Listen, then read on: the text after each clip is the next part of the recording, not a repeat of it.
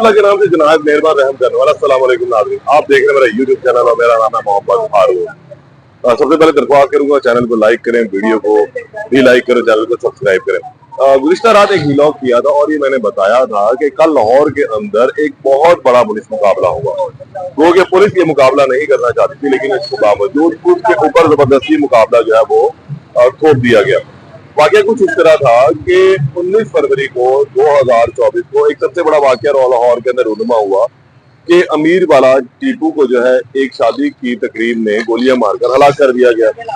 Police ने तमाम investigation शुरू की तो खुरा जाकर इसके करीबी दोस्त एहसन शाह के पास निकला। एहसन शाह को पुलिस ने हिरासत में लिया। फिर वो इंकिशाफात हुए जो किसी ने सोचे भी नहीं थे। किसी को इल्म ही नहीं था कि अमीर बलाज अपनी आंखों में जो है एक सांप लेकर चल रहा है। वो उसका दोस्त था, उसके भाइयों ज्यादा था, हर वक्त उसके साथ घर में रहना और तमाम उसके मामला में चला। लेकिन जिस वक्त ये वाकया रूनुमा हुआ था उस वक्त एहसन शाह जो है वो पाकिस्तान में मौजूद नहीं था, लेकिन यही उसकी प्लानिंग थी और उसने इस प्लानिंग के ही तहत जो है तमाम की तमाम मुखबरीत की थी और गोगी भट्ट को दी थी। मामला खैर यहाँ पर चला और फिर इन लोगों को पुलिस ने अरेस्ट कर लिया। इनकी टिंडे भी हुई, इनको लिस्टर भी पड़े, मलक सुहेल भी गिरफ्तार हुआ। पुलिस ने तकरीबन 2 दर्जन से ज्यादा अफराद को हिरासत में लिया, पूछताछ की, कुछ को छोड़ दिया और फिर 4 अफराद की जो है वो गिरफ्तारी डाल दी। एक प्रेस कॉन्फ्रेंस भी की गई। अब एहसन शाह के साथ मामला क्या था, बताने वाले ये बताते हैं कि एहसन शाह के साथ जेल के अंदर भी इंतहाई सख्त रवैया रखा गया था और अब वो ये चाहता था कि वो किसी तरह उसकी भी जो है वो जान छूट जाए। इस मामले में उन्होंने जमानत दायर की सेशन कोर्ट में, वो खारिज हो गई। उसकी भी एक बड़ी वजह ये थी कि जो अमीर बलाज वाली पार्टी है उन्होंने एक भरपूर मुगला की टीम जो है तैयार करके अदालत के अंदर पेश की, सबूत पेश किए। प्रोसिक्यूशन डिपार्टमेंट ने एक बेहतरीन जो है चलान मुरतब करके अदालत में जमा करवाया हुआ था। ये मुमकिन ही नहीं कि उसकी जमानत इतने बड़े वाकये में सेशन कोर्ट में हो जाए। इवन उसको हाई कोर्ट या सुप्रीम कोर्ट तक जाना पड़ सकता था और इसके लिए वो भी अपने मुगला को लेकर चल रहा था। हम एक बार कबल जो है इसके जो हैंडलर था, इसका करीबी साथी था मलक सुहेल, उसकी जमानत हो चुकी थी और अब ये भी कुछ पूरी उम्मीद रहना लग गया था कि जनाब शायद मेरी भी जमानत अब हो जाएगी और मुझे भी खुली हवा में सांस लेने का मौका मिलेगा। लेकिन जब इसकी जमानत की बारी आई, जमानत दायर की, सेशन कोर्ट ने वो खारिज कर दी, उड़ा कर रख दी और फिर इसकी एक उम्मीद दम तोड़ दी। लेकिन इसके बाद अगली रेमेडी हाई कोर्ट की थी, वो हाई कोर्ट भी आ सकता था और उसके लिए उसके मुखला से तैयारी मुशावरा जारी थी। लेकिन इस दौरान पुलिस ने भी जो है इसकी अभी तक रेकी नहीं छोड़ी थी। पुलिस ने ये नजर रखी हुई थी कि जेल में कौन इससे मिलने के लिए आता है, कौन इससे मिलकर जाता है, क्या ये लोगों को पैगाम देता है और बाहर जाने वाले कहाँ कहाँ जाते हैं, और इससे कड़ी जो है निगरानी रखी गई हुई थी। अब पुलिस को कुछ लालबन क्लू मिलने शुरू हुए कि अभी तक जो है ये एहसन शाह जहाँ कहीं पहले बैठा करता था अमीर बलाज के अलावा, वहां पर भी जो गैंग अभी तक स्टिल ऑपरेट कर रहा है और गैंग का सरबराह या उस गैंग को जो चलाने वाला है वो इसका भाई अली रजा है।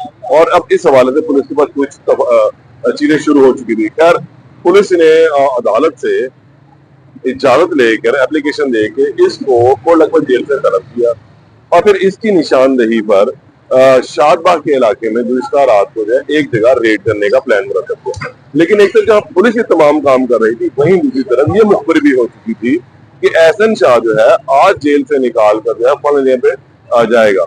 और इस तमाम चीज क्योंकि मुखबर अब हर जगह मौजूद होते हैं, वो राइट साइड पे भी है, वो लेफ्ट साइड पे भी है, दोनों पार्टियों के मुखबर एक दूसरे के लिए सिर्फ चंद टकों के एवज जो ये काम किया जाता है।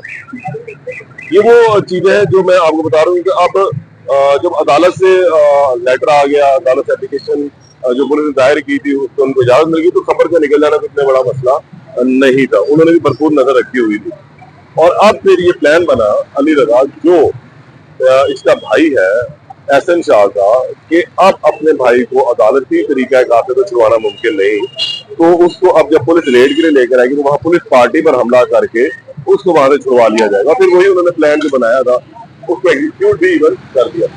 पुलिस जब रात को लेकर एहसन शाह को शादबाग के इलाके में पहुंची तो उस वक्त पहले से वहां पर इसका भाई अपने कुछ साथियों के हमरा मौजूद था और फिर जैसे ही ये लोग वहां पहुंचे तो उन्होंने फायरिंग शुरू कर दी ताकि पुलिस वाले डर कर भाग गए और वो अपने भाई को बचा के ले जाए। लेकिन उन्हें शायद ये अंदाजा नहीं था कि उनकी पिस्तौलों से निकलने वाली जो गोलियां हैं वो अगर पुलिस वालों को लगेंगी तो शायद अपने भाई को भी इसके लग सकती। फिर वही हुआ कि वो जो गोलियां निकली, वो जो अंधाधुंध फायरिंग का सिलसिला शुरू हुआ, उसमें गोलियां एहसन शाह को जा लगी। क्योंकि एहसन शाह पर भागने का मौका नहीं था, वो हथकड़ी में बंधा हुआ था। उसका जो अब हुलिया है वो मुकम्मल तब्दील हो चुका था।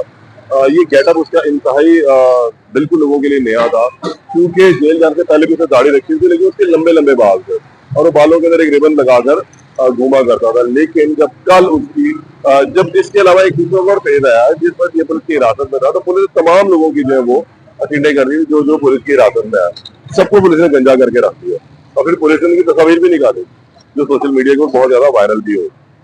लेकिन कल जब एहसन शाह को गोलियां लगी और फिर पुलिस वहां पर पुलिस ने भी आगे से जवाबी फायरिंग की, मुसलमान भाग गए क्योंकि उन्हें अंदाजा हो गया कि पुलिस की फायरिंग में अब वो मर सकते हैं, तो उन्होंने गनीमत जानी वहां से भागना। वो वहां से भागे और पुलिस ने जब देखा तो एहसन शाह को गोलियां लगी। एहसन शाह को फौरन उठाया गया और वहां से लेकर अस्पताल रवाना हुए। क्योंकि इसको जेल से लाया गया था, पुलिस के अपने लिए भी परेशानी का बायस था कि अचानक ये सब कुछ क्या हो गया। लेकिन उसको गोलियां जरा ज्यादा लग चुकी हुई थी और खून ज्यादा बह जाने की वजह से उसकी रास्ते में ही जो है वो मौत वाकया हो गई। और पुलिस जब वो अस्पताल पहुंचे तो इस बात को कंफर्म हुआ कि एहसन शाह जो है वो मर चुका हुआ।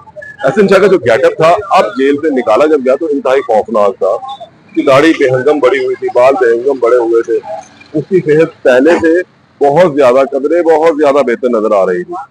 जब उसको रिमांड के लिए अदालत पेश किया गया था तब हमने देखा था कि वो बहुत सूख के पीला हुआ है। लेकिन अब जब जेल से वो आया तो वो अच्छा खासा हट्टा कट्टा हो चुका था। अब इसके घर वाले भी इल्जाम लगा रहे हैं कि पुलिस ने ये जाली पुलिस मुकाबला किया है और इसको जो है वो मरवा दिया है मुखालिफ पार्टी से। लेकिन इसकी वालदा के इंटरव्यू मुख्तलिफ जगह पर चल रहे हैं और उनका ये कहना है कि मैंने कल दोपहर 12 बजे अपने बेटे से मुलाकात भी की थी, उसने मुझे कुछ हल्की सी स्टोरी दी थी कि जी शायद मुझे जो मरवा दिया जाएगा, तो आप वकला से रब्ता करें, आला पुलिस अफसरान से रब्ता करें। और अब रात को जो है मुझे इल्म हुआ कि मेरा बेटा जो है वो एक पुलिस मुकाबले में मारा गया और मेरे दूसरे बेटे को भी जो है इन्वॉल्व कर रहे हैं। तो हम अब इसमें हकायक कितने हकीकत कितनी है ये या तो पुलिस एहलकार जानते हैं, पुलिस अफसरान जानते हैं या अल्लाह जानता है। लेकिन उसकी वालदा के जो इल्जाम है वो एक अलग मामला है, वो अब अदालत का रुख करते हैं। इसको मामला कानून जो है करार देने के लिए इस मुकाबले को, या फिर वो समझ चुप करके बैठ जाते हैं। लेकिन अभी तो अब आने वाला वक्त ही बताएगा।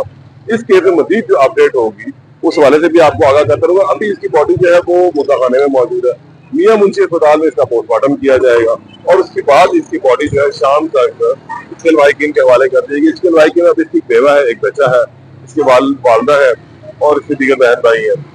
तो हम अब ये भी मामला जो एक तरफ देखें तो ये एक चैप्टर क्लोज हो चुका है, एक हफ्ते की मामला खत्म हो चुका हुआ है।